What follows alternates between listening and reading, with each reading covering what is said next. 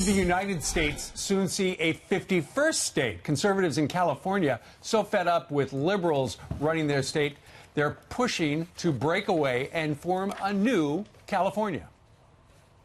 Well, it's been ungovernable for a long time. High taxes, education, you name it. We're rated really, I think, about 48th or 50th from a business climate.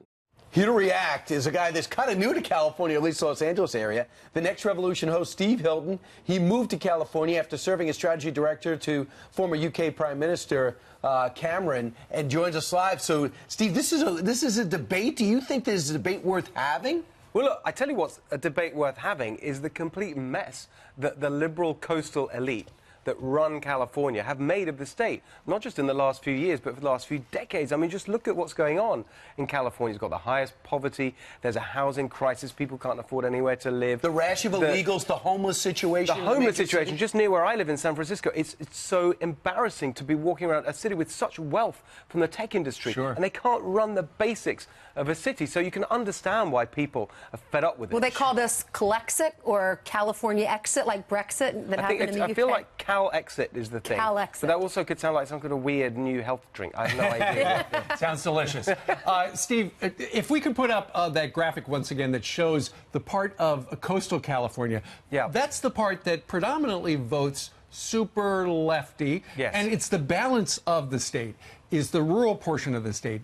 They want out. Exactly, because their needs aren't being properly represented, because you've got the people on the coast who have a complete lock on the state legislature. You've had a Democratic governor for a long time, over a decade now. And so they feel like their issues aren't being addressed, whether that's, people who work in the farming community. It's just so... it makes them so angry that they feel they don't have a proper voice. That's what lies behind this. Here's what's changed. I used to live out there, and the stories we used to do is north and south. North and south, there was a difference. The thing that's changed is now it's coast, and I guess east of everything else. Everything else. That's exactly right. It's the frustration New Yorkers feel because they have New York City here. Upstate New York tends to be a little bit more conservative, and Long Island is divided.